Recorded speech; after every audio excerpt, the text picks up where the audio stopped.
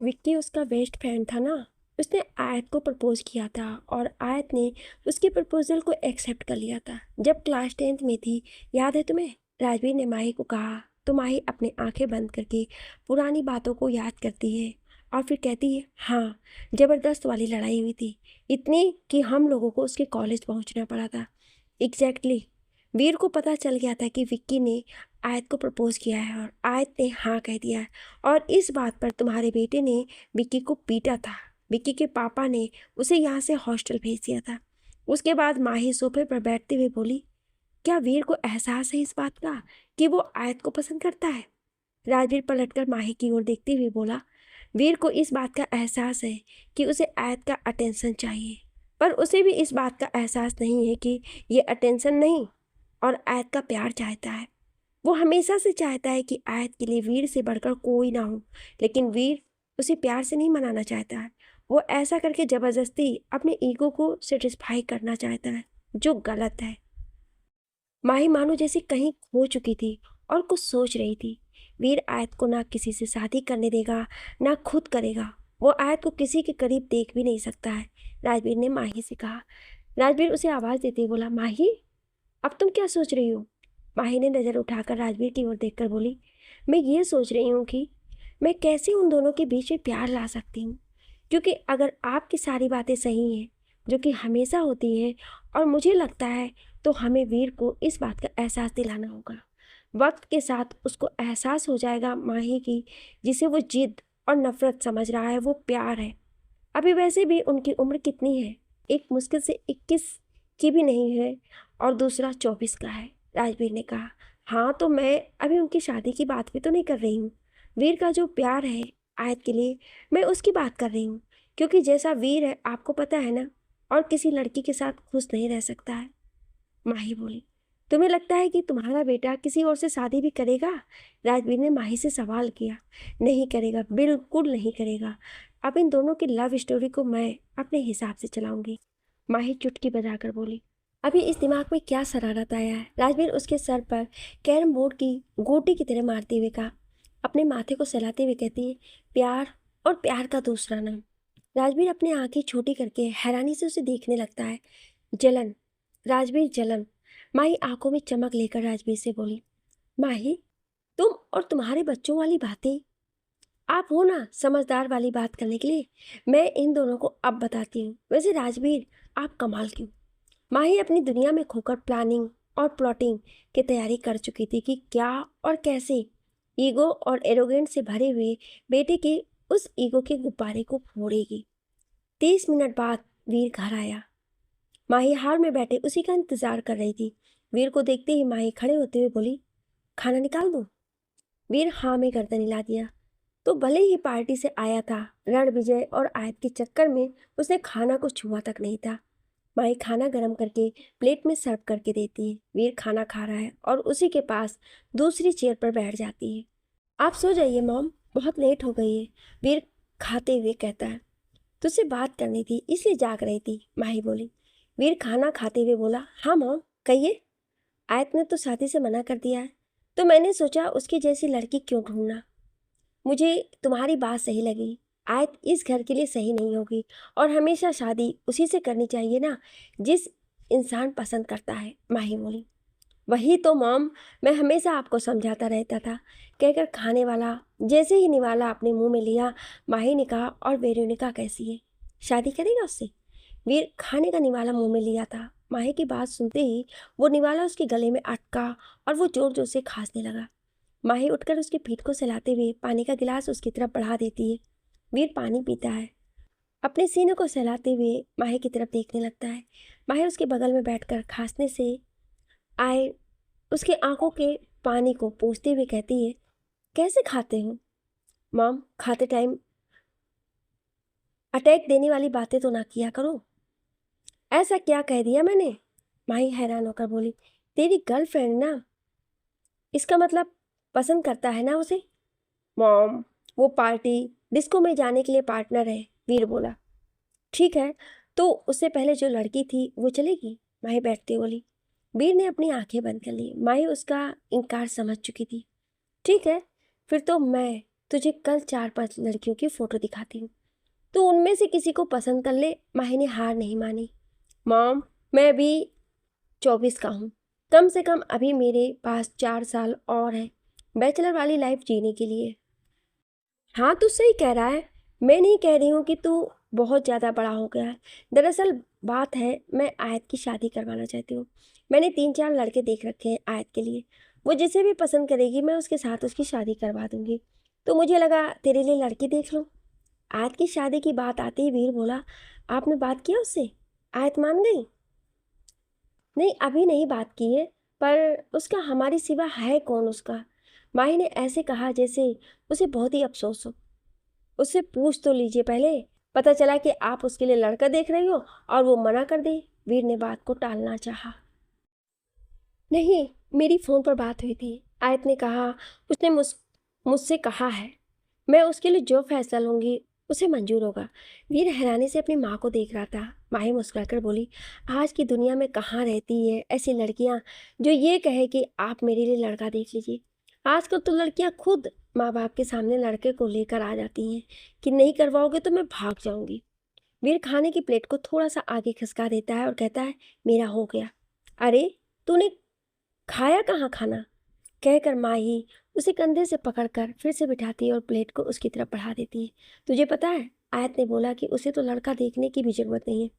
अगर मैंने पसंद कर लिया है और मैं कहूँ कि शादी कर लो तो शादी कर लेगी। और एक लड़का है, तेरी सरता बुआ है ना, उनकी फ्रेंड है सुनैना।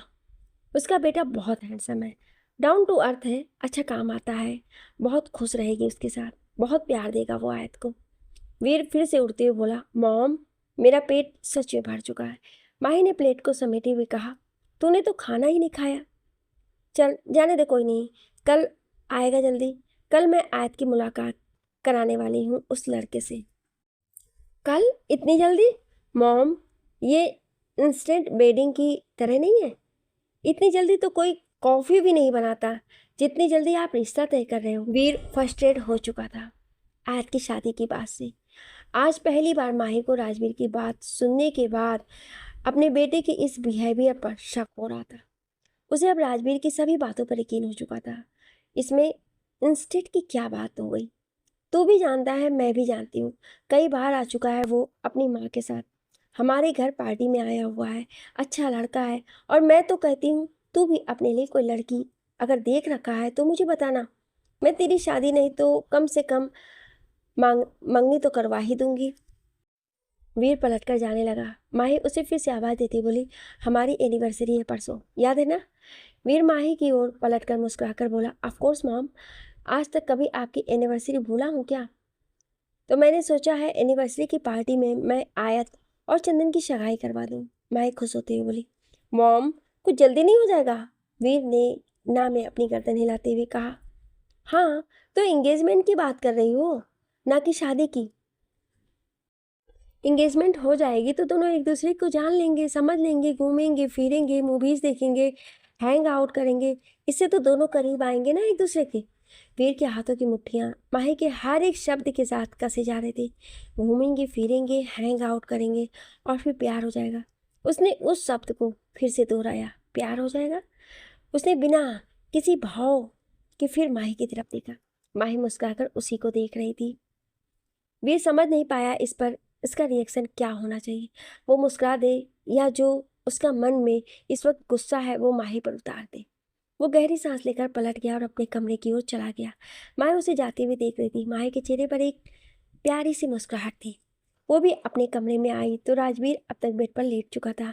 माही ब्लैंकेट के अंदर घुसते हुए राजवीर के कंधे पर अपना सर रखकर अपना हाथ राजवीर के सीने पर रख देती है। राजवीर उसे अपनी तरफ खींचते हुए कहता है, तो खा लिया तुम्हारे बेटे ने खाना? हाँ, अभी सोने गया।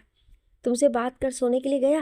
माही ने अपनी गर्दन ऊपर की और राजवीर की तरफ देखा। जो तुम करके आई हो ना, उसके बाद सोना तो दूर की बात है, उसकी नींद उड़ा दी है तुमने। इस वक्त तो वो गैलरी में बैठा अपने फ़ोन पर उस चंदन की डिटेल्स निकाल रहा होगा।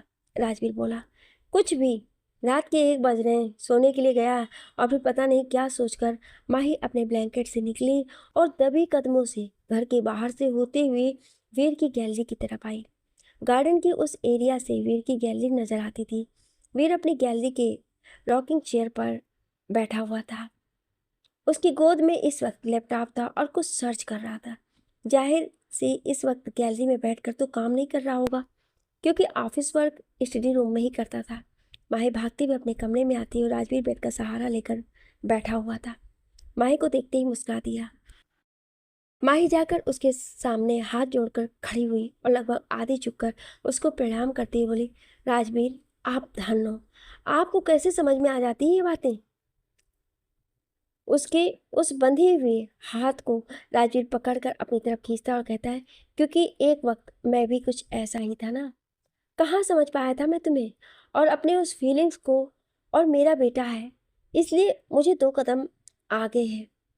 वीर सच में अपनी गैलरी में बैठा इंटरनेट के ऑनलाइन जितने भी साइट्स थे, सब जगह से चंदन सक्सेना का इंफॉर्मेशन निकाल रहा था। हर एक चीज़ देखने के बाद उसने खुद यह महसूस किया कि चंदन सच में एक अच्छा, एक ट्रस्टवर्दी इंसान था। उसे पता नहीं क्यों चंदन से जलन हुई। ये बात तो 100% सच था कि चंदन जैसे लड़के को कोई लड़की मना ही नहीं कर सकती थी। वो एक परफेक्ट मैन की तरह नजर आ रहा था। पूरी रात वीर की उस गैलरी में ही निकली। वो कब इन सबको देखते देखते सो गया, उसे खुद को ही नहीं पता चला। सुबह की ठंडी हवाओं के साथ जब उठता है तो उसका सर भारी लग रहा था और बार बार छींक आ रही थी। ठंडे के मौसम में एक लोअर और शर्ट पहने और पूरी रात उस गैलरी में बैठा रहा। तैयार होकर नीचे आया। माही को देखकर फिर से उसके दिमाग में चंदन की बातें घूमने लगी। उसने अपने ख्यालों को झटका और आकर जैसे ही डाइनिंग टेबल पर बैठा, क्या कर रही हो तुम। राजवीर माही को फ़ोन पर कुछ करते हुए देखा तो बोलता है, कुछ नहीं, अभी अभी चंदन की मम्मी से बात हुई है, उन्होंने चंदन का बायोडाटा भेजा था, वही देख रही थी। आपको पता है चंदन किसी भी लड़की के लिए आइडियल हस्बैंड बन सकता है। मैंने उसे आयत की तस्वीर भेज दी है। आपको पता है उसने क्या कहा। राजवीर ने अपने दोनों आईब्रोज उठाकर पूछा, क्या कहा उसने तुम्हें। उसे आयत बहुत अच्छी लगी और कह रहा है कि तस्वीर देखकर तो लग रहा है कि बहुत अच्छी है, क्या मैं एक बार उससे मिल सकता हूँ। वीर वहां बैठा उन दोनों की बातें सुन रहा था। वीर का ध्यान अपने प्लेट में रखे हुए उन फ्रूट्स और उबले हुए सब्जियों की तरफ बिल्कुल भी नहीं था। वो सभी को चम्मच से यहाँ से वहां फैलाया जा रहा था। सुधा जी उसे ऐसा करते देखकर बोली, ये क्या, अपने प्लेट के खाने को क्रिकेट के खिलाड़ी की तरह यहाँ से वहां फील्डिंग करवा रहा है। इसे छोड़, ये ले आलू के पराठे, ये खा। कहते हुए उन्होंने एक पराठा लेकर वीर के प्लेट में डाल दिया। वीर अपने प्लेट के पराठे को देखा और फिर दादी को देखा। माही भी वीर की तरफ देखते हुए कही, हाँ हाँ खा ले। वैसे माँ, आज मैं क्या सोच रही थी, कुछ आलू के पराठे आयत को भिजवा दूँ, उसे बहुत पसंद है। आयत का जिक्र आते ही सुधा जी बोली, हाँ हाँ क्यों नहीं, मैं अभी किसी नौकर के हाथों भिजवा देती हूँ। सुधा जी को खुद आयत बहुत पसंद थी। वो भी वीर की शादी आयत से करवाना चाहती थी। आखिर बचपन से देखा था उन्होंने आयत को और उन्हें पता था कि आयत किसी भी घर के लिए एक आइडियल बहू साबित होगी। वीर उस आलू के पराठे को मोड़कर अपने हाथ से पकड़कर खड़ा होते हुए कहता है, मुझे लेट हो रहा है, मैं जाकर जल्दी से तैयार होता हूँ। वो पराठा खाते हुए अपने कमरे की ओर चला गया। सुधा जी उसे जाते हुए देखकर राजवीर की ओर देखकर बोली, ये मैंने क्या देख लिया, ये वीर आलू का पराठा लेकर खा गया।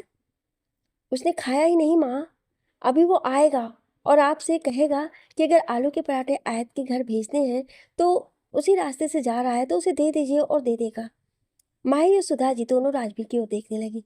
राजवीर उन दोनों को बारी बारी से देखने के बाद अपने प्लेट के पराठे को तोड़कर खाते हुए कहता है, गिनती स्टार्ट कर दीजिए। यहाँ माही और सुधा जी एक दूसरे को देखकर हैरान नजर से देख रही थी और वीर अपने कोट के बटन बंद करते हुए आया और बोला, मॉम मैं ऑफिस जा रहा हूँ, आयत के घर के रास्ते से होते हुए जाऊँगा। पराठा देने हैं तो मुझे दे दीजिए, मैं दे दूँगा। और ये शादी वादी की बात करने से पहले एक बार उससे पूछ लीजिए। मैं नहीं चाहता वो बदतमीज़ बददिमाग लड़की मना करके आपकी इंसल्ट करे। बेटा आयत इतनी भी बुरी नहीं है। सुधा जी ने वीर को बहुत ही प्यार से कहा। वीर ने अपनी उंगली से चुटकी की तरह थोड़ा सा इशारा करते हुए कहा, हाँ दादी, और इतनी भी बुरी नहीं, बल्कि वो बहुत ज़्यादा बुरी है। मैंने अपनी लाइफ में उससे ज़्यादा घमंडी लड़की आज तक नहीं देखी। माही अपनी जगह से उठकर किचन की ओर जाते हुए बोली, हाँ देखेगा भी कैसे, तेरे आसपास तो चुगलखोर और चमची तितलियाँ घूमती रहती हैं। ओ गॉड मॉम, और सिर्फ पार्टनर्स होती हैं पार्टी में, डिस्को एंड गेट टुगेदर के लिए। ये दुनिया भले ही ना समझे, कम से कम आप तो समझिए।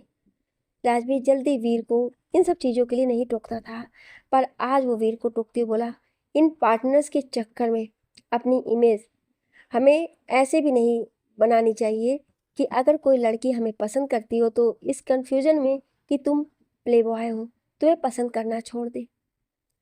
यही बात मैं भी हमेशा उसे समझाते रहना चाहती हूँ। यूँ हर महीने किसी लड़की के साथ पेश आना ये भी कोई जिंदगी है? माही बोले। वीर बाहर निकलते बोला, मैं और नहीं रुक सकता, इससे ज़्यादा लेक्चर बर्दाश्त नहीं होगा मुझे। अरे रुक, पराठे तो ले जा, कहकर माही जल्दी जल्दी पराठों को टिफिन में डालने लगी। वीर अपनी गाड़ी के दरवाजे को खोलकर बैठे इंतजार कर रहा था कि जब एक नौकर जाकर टिफिन वीर के हाथ में दे देता है। दोनों का घर क्योंकि अगल बगल में ही था, वीर अपने घर से बाहर निकलकर गाड़ी को आयत के घर के बाहर ही रोकता है और टिफिन हाथ में लिए मेन रोड से होते हुए अंदर चला जाता है। आयत इस वक्त अपने लिविंग एरिया के टीवी पर बज रहे गाने को देखकर उसके स्टेप्स को फॉलो करके रिहर्सल कर रही थी। ये वही वीडियो था जो रणविजय ने उसे दिया था।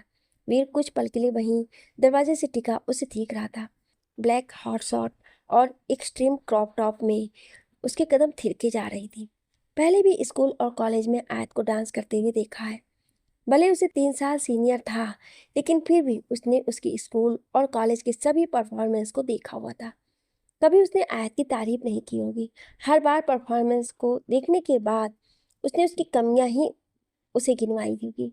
तभी आयत डांस करते करते उसकी नज़र वीर पर पड़ती है। आयत झट से रुक जाती है। वीर आते हुए बोला, फालतू में ये उछल कूद करके क्या सोच रही हो कि तुम उर्वशी की तरह डांस कर सकती हो? वीर, मैं मानती हूँ कि मैं दुनिया में सबसे अच्छा नहीं नाचती, पर मैं उतना भी बुरा नहीं नाचती कि मेरे डांस को उछल कूद कहो। ये तुम्हारी गलत फहमी है आयत। तुम स्टेज पर डांस नहीं बल्कि कूद कर जमीन पर गड्ढे करने के काम आ सकती हो। वीर उसके करीब आकर उसकी आंखों में देखकर उसको चिढ़ाते हुए कहा, तो उसी गड्ढे में पानी भरकर डूब मरो ना तुम। क्या लेने आए थे यहाँ पर? आयत उसके नाक पर उंगली रखकर अपने से दूर करती हुई बोली। वीर आयत के हाथ को खींचकर आगे करके उसके ऊपर टिफिन डालते हुए बोला, तुम्हारी शक्ल देखने का शौक नहीं मुझे। मम्मी ने कहा कि तुम्हें दे दूं, इसलिए देने आ गया। भाड़ में जाओ तुम और तुम्हारा ये डांस प्रोग्राम। आयत टिफिन हाथ में लेकर उसके ढक्कन को खोलकर देखती है और फिर उसकी खुशबू को सूंघते हुए बोली, माही आंटी के हाथ के बने आलू के पराठे। थैंक यू वीर, कुछ तो अच्छा काम किया तुमने, कहकर वीर को इग्नोर करके आयत अपनी डाइनिंग टेबल की ओर बढ़ गई। वीर दरवाजे तक आ गया। वो दरवाजे से बाहर निकलकर दरवाजा बंद करता है। उससे पहले उसने पलटकर आयत की ओर देखा। पसीने से लथपथ आयत अपने उन्हीं कपड़ों में बैठकर इस वक्त आलू के पराठे खा रही थी। घमंडी पागल लड़की, कहकर वीर ने जोर से दरवाजे को बंद किया। आयत उस दरवाजे की आवाज़ को इग्नोर करती है और अपने पराठे के ऊपर फोकस करती है। वीर के दिमाग में पूरी तरह से इस वक्त आयत की शादी की बात चली थी। उसका अपने काम में बिल्कुल ध्यान नहीं था। चंदन सक्सेना के साथ आयत की एंगेजमेंट उसके लिए इतना ज़्यादा परेशानी क्यों खड़ी कर रहा था वो समझ नहीं पा रहा था। वो अपने केबिन में बैठा इन्हीं सब चीज़ों के बारे में सोच रहा था जब वरुण ने उसे फ़ोन किया। क्या हुआ? वीर ने बहुत ही रूडली पूछा। सुन, तूने तो मना कर दिया था, लेकिन वरुण मेरे साथ जा रहा है, तो उसे मूवी से रिलेटेड कुछ पॉइंट्स हैं जो स्टेज शो के दौरान हम उर्वशी के बारे में बताएंगे। मैंने वो सारी चीज़ तुझे मेल कर दी है, एक बार देख लेना, वरुण ने बोला। अब जाकर वीर को याद आया कि परसों उर्वशी के इस डांस शो के लिए रणविजय, वरुण, आयत सभी पेरिस के लिए निकलेंगे। ठीक है, मैं चेक करता हूँ, कहकर वीर ने अपने ट्रैवल एजेंट को फ़ोन किया और उसे अपने लिए पेरिस के लिए अपना टिकट निकालने के लिए कहा। उसने अपने लैपटॉप को ओपन करते हुए कहा, उस बेचारे चंदन की तो किस्मत ही फूट गई। शादी करके पूरी जिंदगी उसके ताने सुनते रहेगा, कहकर वो मुस्कुराया और फिर अपने आधे खुले लैपटॉप को फिर से बंद करते हुए बोला, चंदन वैसे तो सच में अच्छा है। ये घमंडी मान जाएगी शादी के लिए? आखिरकार वो कंपनी की मालकिन है और चंदन एक कंपनी में काम करने वाला एम्प्लॉय। वो खुद ही मना कर देगी, कहकर मुस्कुराया और अपने काम में लग गया। यहाँ आयत को माही ने एंगेजमेंट करने के लिए मना लिया था। आयत मना करते बोली, आंटी अभी नहीं, शादी करना चाहती मैं। हाँ तो ठीक है ना बेटा, मत करना। 1 साल 2 साल जितने दिन नहीं करना तू मत करना। जब शादी करनी होगी हम तेरी शादी भी करवा देंगे। तू चंदन से मिल, बातें कर, तुझे नहीं पसंद आया तो भी बता देना, हम उसे मना कर देंगे। लेकिन आंटी, माही समझ गई कि यहाँ पर उसे अब फिर से कुछ न कुछ गोलमाल करना पड़ेगा। उसने एक नई कहानी बनाई और उस कहानी को आयत को सुना दिया। आयत कहानी सुन रही थी, उसकी आंखों में चमक आ रही थी और कहानी खत्म होते होते शादी के लिए मान चुकी थी। ठीक है, पर जैसा आपने कहा है ऐसा ही होगा ना? आयत हार मानते हुए बोली। तू सिर्फ मंगनी कर ले, बाकी हम तेरी बात मान लेंगे, माही बोली। आखिरकार माही ने अपनी बातों में आयत को उलझा ही लिया। अब अगली बात उसे चंदन से करनी थी और वो चंदन और उसकी फैमिली से मिलकर अपनी प्लानिंग भी कर चुकी थी। अब माही की आयत और चंदन की फैमिली के बीच में क्या बातें हुई ये मैं बताऊंगी आपको, लेकिन कुछ एपिसोड के बाद कि आखिर कौन सा खिचड़ी पकाया है माही ने आयत और चंदन की खुशी खुशी इस शादी के लिए मान चुके हैं। वो हमारी फ्लैशबैक वाली थीम पर फिलहाल कहानी में ही रहते हैं। माही अपनी बहू को किसी और की दुल्हन बना रही थी। माही ये जानते हुए भी कि वीर आयत को खुश नहीं रहने देगा, इस शादी को तोड़ने के नए नए तरीके ढूंढता ही रहेगा। हर साल की तरह धूमधाम से राजवीर और माही की एनिवर्सरी मनाई जा रही थी। हॉस्टल से वीरा भी आई थी। वीरा अभी हॉस्टल में ही रहती थी और वहीं से अपनी पढ़ाई करती थी। आज लगभग 2 महीने के बाद सरता और रंजीत जी भी विदेश से लौटे थे। सरता जो कि इन दोनों डिजाइनर का काम कर रही थी, इस बार रंजीत जी को अपने साथ ले गई थी। इस वक्त पूरा मल्होत्रा परिवार पार्टी हॉल में जमा था और पार्टी बहुत ही शानदार ढंग से मनाई जा रही थी। फेमस सिंगिंग बैंड को बुलाया गया था जो अपनी सुरीली आवाज़ से पूरे माहौल को एक अलग ही रोमांटिक मोड पर सेट किया हुआ था। माही बार बार आयत को फ़ोन कर रही थी और आयत हर बार 5 मिनट में आती हूँ कहकर बात को टाल रही थी। उसे अभी घबराहट हो रहा था। आयत ने हाँ तो कह दिया था, लेकिन अब उसे बहुत ही अजीब सी फीलिंग आ रही थी। माही आयत को कहती है, देखो आयत, अगर कोई दिक्कत है तो मुझे बता सकती हूँ, और याद रखना तुम जब कहोगे तब हम शादी से पीछे हट जाएंगे। लेकिन बेटा, चंदन इतना अच्छा लड़का है कि इस बात के लिए तुम्हें श्योर हो कि तुम शादी से इनकार कर नहीं सकती, और तुम तो उसे पहली नज़र में ही पसंद आ गई हो। तुम्हारी तस्वीर देखकर पागल हो गया है। माही ये सारी बातें जानबूझकर वीर के सामने कह रही थी। ठीक है आंटी, मैं रेडी हूँ, बस निकलती हूँ थोड़ी देर में। आयत बोली, एक काम कर बेटा, तुम अपने घर पर ही रुको, मैं वीर को भेजती हूँ। वीर? क्यों आंटी, प्लीज़ मत भेजिए, आयत झट से बोली।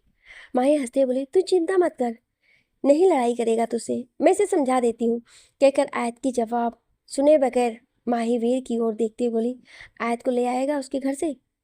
क्या है ना, सजी धजी है, गहने पहने होंगे, ऐसे अकेले आना, इतनी दूरी के लिए गाड़ी लेगी नहीं, और अकेले आना तो तू समझता है ना, खूबसूरत लड़कियों के लिए अच्छा नहीं है। वीर ने हाँ में ऐसे सर हिलाया और मानो जैसे कोई एहसान कर रहा हो, उस तरह से जवाब देते हुए बोला, ठीक है, आज आपकी एनिवर्सरी है इसलिए आपकी बात टालूंगा नहीं, मैं ही चला जाता हूँ। वीर पलटकर जाने लगा तो माही धीरे से बोली, बोलकर तो ऐसे जा रहा है मानो जैसे मुझ पर एहसान कर रहा हो, जबकि खुद जाने के लिए मरे जा रहा था। राजवीर माही की ओर देख रहा था। राजवीर मुस्कुराकर अपनी बीवी की हुई ओर देख रहा था, जो वक्त के साथ अब तक बड़ी नहीं हुई थी, लेकिन उसे यही माही अच्छी लगती थी। ना कोई छल ना कपट, सबसे प्यार करने वाली है, सबको अपना समझने वाली। वीर पैदल ही आयत के घर की ओर बढ़ा और जैसे ही उसके घर के गार्डन एरिया में था, उसे आयत अपने घर से बाहर निकलती हुई दिखाई दी। माही ने सच कहा था, सजी सवरी होगी, गहने पहने होंगे। वीर एक बार उसके पैरों से शुरू करके उसके सर तक देखा। वाइन कलर की नेट की साड़ी, फुल स्लीव्स का ब्लाउज, गले में एक लंबा सा चैन जिसमें एक लॉकेट लगा था। वीर को अभी याद आया, ये लॉकेट करुणा जी ने दिया था आयत को, और एक बार वीर ने छीन भी लिया था उसे चिढ़ाने के लिए, और आयत ने वीर को बहुत मारा था। उस दिन को याद करते ही वीर के चेहरे पर मुस्कुराहट आ गई। होठों पर वाइन कलर की लिपस्टिक, छोटी सी बिंदी, बड़ा बड़ा सा झुमका, खुले हुए बाल जो आगे की तरफ कर दिया गया था। उसने अपने मन में कहा, क्या जरूरत है उसे ये सब करने की, और चंदन तो उसको सिंपल देखकर ही पागल हो गया है, ऐसे देखकर तो कल ही शादी जिद करेगा। मुझे क्या, ये पागल खुद मुसीबत को खुद इनवाइट कर रही है, कहकर उसने मुंह बनाया। तब तक आयत उसके सामने आ चुकी थी और उसे इस तरह मुंह बनाता हुआ देखकर बोली, तुम इगोइस्टिक हो, एरोगेंट हो, रूड हो, वैम्पायर हो, ये तो मैं जानती थी, पर तुम पागल कब से हो गए? आयत, वीर चिल्लाकर बोला, अकेले अकेले में इस तरह से मुंह कौन बनाता है?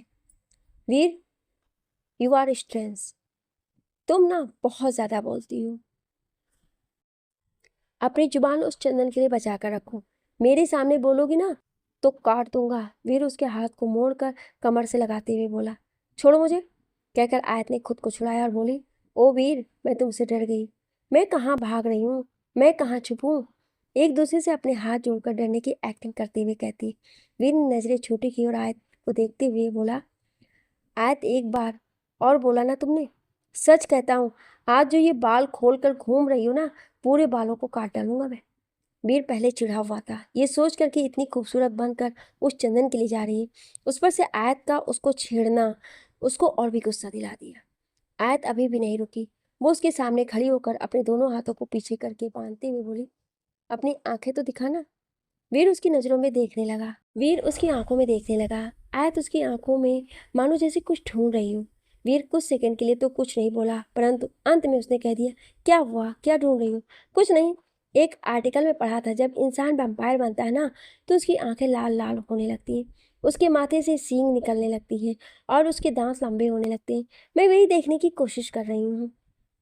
वीर के चेहरे पे जो फ्रस्ट्रेशन था वो गुस्से में बदल चुका था। आयत हैरानी से बोली, वीर, तुम्हारी आंखें सच में लाल हो रही हैं।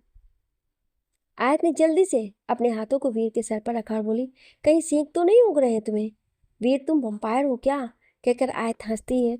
उससे पहले ही वीर आयत की तरफ भागते हुए बोला, तू रुक, तुझे मैं दिखाता हूँ। आयत, जो कि दरवाजे से अभी बाहर आई थी, जल्दी से दरवाजे को खोलकर घर के अंदर भागी। वीर उसके पीछे भागते हुए गुस्से से चिल्लाकर बोला, हर बार तुम्हें छोड़ देता हूँ। शायद तुम्हें लगता होगा कि मैं तुम्हें मार नहीं सकता। आज मैं तुम्हें मार कर दिखाता हूँ। आयत सीढ़ियों से दौड़ते हुए ऊपर जा रही थी और उसका पैर साड़ी में फंसा और वो पीछे की तरफ गई। वो आधी सीढ़ियां चढ़ चुकी थी और वो जैसे ही गिरने वाली थी, वीर उसका एक हाथ पकड़ता है और अपनी तरफ खींचता है। वीर आयत को लेकर उस रेलिंग से लगते हुए नीचे जमीन पर गिर गया। आयत इस वक्त नीचे थी और वीर, जिसका एक हाथ आयत के सर के नीचे था और दूसरा हाथ उसके हाथों को पकड़े हुए था। वीर आयत को देखते हुए बोला, क्या कह रही थी मुझे, वैम्पायर। आयत, जो कि 2 पल पहले सीढ़ियों से गिरने के डर से हड़बड़ा गई थी, वीर की बात याद आते ही अपने आप को वीर के इतने पास देख हकलाते हुए बोली, नहीं नहीं, ऐसे नहीं बोला था मैंने। तुम्हें पता है वैम्पायर क्या करता है। वीर मुस्कुराते हुए बोला, वीर, ऐसा नहीं कहा मैंने। मैं तुम्हें बताता हूँ वैम्पायर का फेवरेट काम क्या होता है। वीर बोला, नहीं, ऐसा नहीं बोला मैंने। आयत का मतलब जैसे कोई रिकॉर्डिंग वहीं अटक गया, वो बार बार दोहराई जा रही थी, मैंने ऐसा नहीं कहा। वीर ने अपना हाथ उसके सर के नीचे से निकाला, उसके कंधे और गले के बीच में अपनी उंगली रखते हुए बोला, वैम्पायर खूबसूरत लड़कियों के खून पीता है। Should I. आयत उसकी उंगली को अपने गले पर इस तरह से घुमाते हुए महसूस करके अपनी आंखें कसकर बंद करते हुए बोली, नो। आयत ने इतनी कसकर आंखें बंद की थी कि आयत को इतना डर हुआ देखकर वीर के चेहरे पर मुस्कुराहट आ गई। आयत ने कुछ पल जब अपने गले पर कुछ महसूस नहीं किया तो उसने पहले अपनी एक आंख खोलकर देखा। वीर उसकी तरफ से देख रहा था। उसने फिर से अपनी आंखें बंद कर ली। फिर उसने दूसरी आंख खोली, फिर भी वीर उसे ही देख रहा था। आयत ने दोनों आंख खोलकर वीर की तरफ देखते हुए कहा, मेरे ऊपर से हटो। और अगर ना हटूं तो। वीर उसके थोड़ा और करीब आया, रिक्वेस्ट की टोन में कहा, प्लीज। मन नहीं कर रहा है। वीर मानो खो गया था। उसके रिक्वेस्ट को प्यार से ही जवाब दिया। वीर, यू आर टू क्लोज। आयत हकलाते हुए बोली। वीर उसकी गाल पर उंगली फिराते हुए बोला, क्लोजनेस से कुछ फर्क पड़ता है क्या तुम्हें। आयत की आंखें उंगलियों को अपने चेहरे पर इस तरह महसूस करके बंद हो गई थी। आयत की धड़कन अब बढ़ने लगी थी। वो धीरे से फुसफुसाई, प्लीज। उसकी आवाज़ इतनी स्लो थी कि इतना पास होने के बाद भी वीर उसे सुन नहीं पा रहा था। वीर थोड़ा सा और झुका और अपने कान को उसके चेहरे के पास लाते बोला, रिपीट इट अगेन। आयत फिर से बोली, प्लीज मेरे ऊपर से हटो। आज पहली बार वीर इस बात को एक्सेप्ट कर रहा था कि आयत को इतने करीब महसूस करके उसका दिल भी उसे धोखा दे रहा था। हमेशा लड़कियों से घिरा रहने वाला वीर का दिल कभी बहका नहीं था, पर आज न सिर्फ बहक रहा था बल्कि वो सच में और बहकना चाहता था। वीर अपना चेहरा आयत के चेहरे के और नज़दीक लेकर आया और उसके होठों की ओर झुकने लगा। वीर के होठ आयत के होठों को छू पाते उससे पहले आयत ने अपना चेहरा दूसरी तरफ घुमा लिया। वीर के होठ आयत के होठों को छू पाते उससे पहले आयत ने अपना चेहरा दूसरी तरफ घुमा लिया और वीर के होठ आयत की गाल से जा लगे। आयत की आंखें जो उसने कसकर बंद रखी थी झट से खुली और मानो चौंक कर खुली की खुली रह गई। ये उसकी नज़र में ये उसके वीर और उसके लिए पहली किस थी, पर ये पहली थी नहीं, उनकी फर्स्ट किस। आयत को याद नहीं है, पर वीर को अच्छी तरह से याद है।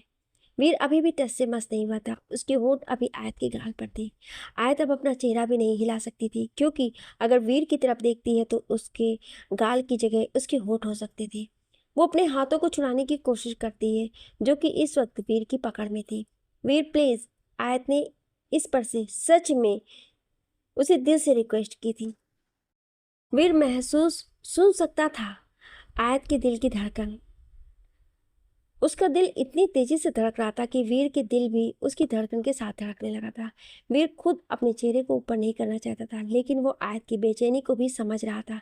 उसने आयत के हाथ को छोड़ा और उस हाथ से उसके चेहरे को अपनी तरफ घुमाकर अपने फेस को थोड़ा सा ऊपर करके बोला, तुम्हारा दिल बहुत तेजी से धड़क रहा है। आयत का चेहरा वीर के सामने आया। वो आंखों को देखकर वीर की उसकी आंखों में खो गया, क्योंकि इस वक्त आयत की आंखों में वीर के करीब आने से कुछ बहके हुए एहसास उसे नजर आ रहे थे। यू लुक्स ब्यूटीफुल, वो धीरे धीरे से फुसफुसाया। आयत की नजरें वीर की नजरों से मिली और तभी वीर का फोन बजने लगा। वीर ने अपनी आंखें कसकर बंद कर ली। इतना रोमांटिक मोमेंट था, दोनों इतने करीब थे। आयत उसे इंटेंस नजर से देख रही थी और उसका ये फोन उसने सारा खेल बिगाड़ दिया। वीर ने मन ही मन अपने फोन को कोस रहा था।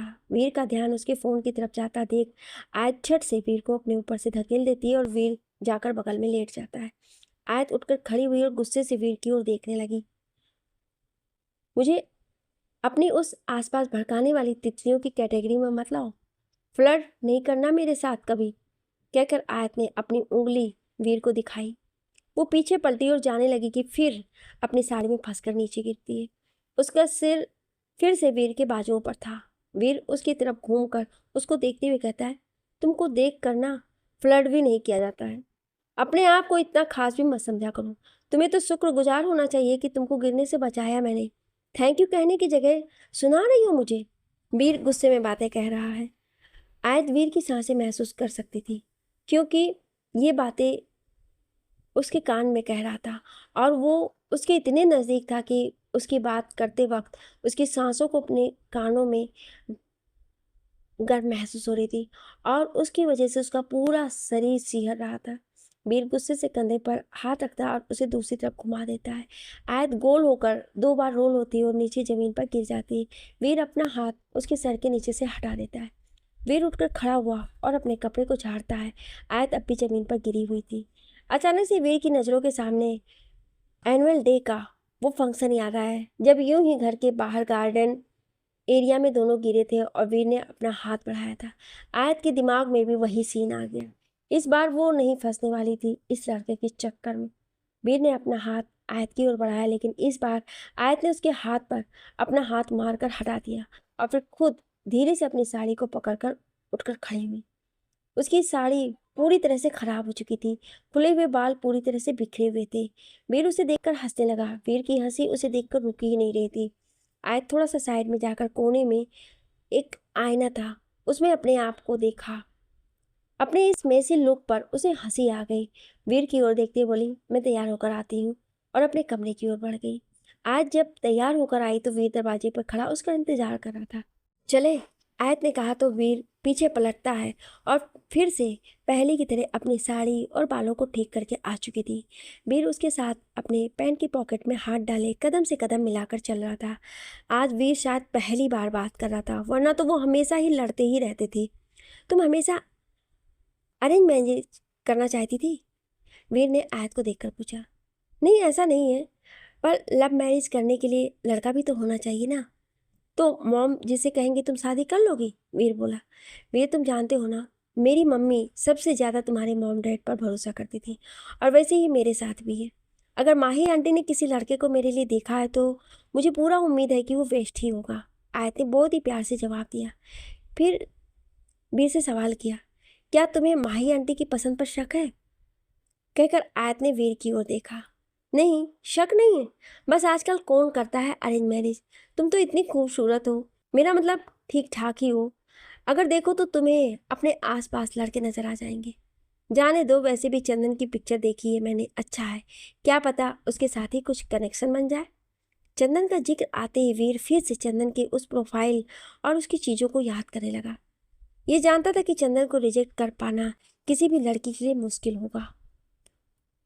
मेरी छोड़ो, एक बात बताओ, तुम नहीं करोगे शादी? आयत ने आज पहली बार वीर से कोई पर्सनल सवाल किया था। जिस तरह तुम्हें अपनी शादी के लिए एक लड़का चाहिए होगा, मुझे भी तो लड़की चाहिए होगी। वीर भी बोला।